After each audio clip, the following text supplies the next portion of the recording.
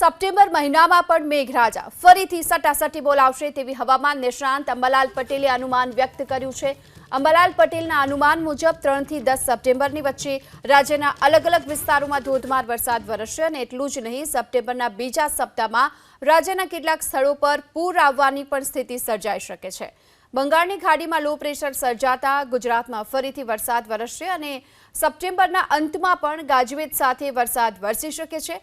અંબાલાલ પટેલના અનુમાન મુજબ દક્ષિણ ગુજરાત, મધ્ય ગુજરાત અને કચ્છના કેટલાક વિસ્તારોમાં ધોધમાર વરસાદ વરસશે, જ્યારે કે અમદાવાદ અને ગાંધીનગરમાં વરસાદી ઝાપટા પડી શકે છે। હવે ધીરે ધીરે વાવાઝોડું જે છે એ સાયક્લોન એ સરકતું જઈ અને કરાચીના માર્ગે પાકિસ્તાન થઈ અને ક્યારેક ઓમાન તરફ જવાની શક્યતા રહે છે। પાકિસ્તાનમાં ભારે વરસાદ કરવાની શક્યતા છે, પણ ઉલ્લેખનીય છે કે હવે સપ્ટેમ્બરમાં પણ ગુજરાતના ભાગોમાં ભારેથી અતિ ભારે વરસાદ થવાની શક્યતા રહેશે।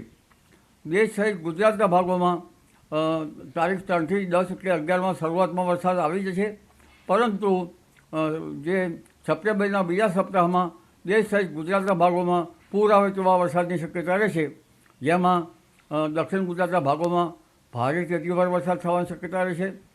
મધ્ય ગુજરાતના ભાગોમાં, વડોદરા વગેરે ભાગોમાં ભારે વરસાદ થવાની શક્યતા રહેશે। પંચમહાલના ભાગોમાં ભારે વરસાદ થવાની શક્યતા રહેશે।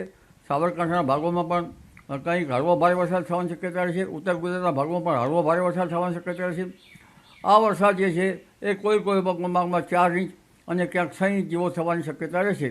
કચ્છના ભાગો પણ વરસાદ થવાની શક્યતા રહેશે અને સૌરાષ્ટ્રના ભિન્ન ભાગોમાં પણ વરસાદ થવાની શક્યતા રહેશે। અમદાવાદ, ગાંધીનગરમાં પણ વરસાદી ઝાપટા પડવાની શક્યતા રહેશે અને આ વરસાદી વહન જે બીજા સપ્તાહનું છે એ ઘણું જોરાવર છે।